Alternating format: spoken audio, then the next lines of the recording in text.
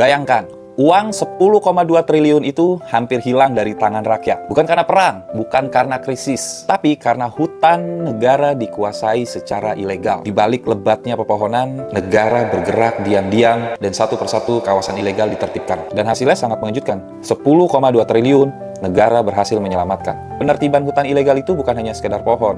Ini soal masa depan bangsa. Ketika hutan dieksploitasi dan dirampas secara ilegal, otomatis pendapatan negara pun akan hilang. Lingkungan menjadi rusak, yang dampaknya akan menyebabkan banjir, longsor, dan bencana alam lainnya. Dan otomatis, rakyat kecil yang akan merasakan dampaknya dari bencana-bencana alam tersebut. Oleh karena itu, pemerintah mulai mempertegas hukum kehutanan. Kawasan yang selama bertahun-tahun dikuasai secara ilegal itu mulai ditindak dan ditertibkan. Dan langkah ini bukan hanya sekedar operasi biasa. Dan ini adalah pesan bahwa aset-aset negara itu tidak boleh dikuasai seenaknya. Hutan itu bukan milik segelintir orang. Hutan itu adalah kekayaan bangsa yang harus kita jaga bersama. Dan ketika negara mulai bertindak tegas, dan itu artinya Indonesia sedang berusaha memastikan kekayaan alam benar-benar kembali untuk kepentingan rakyat.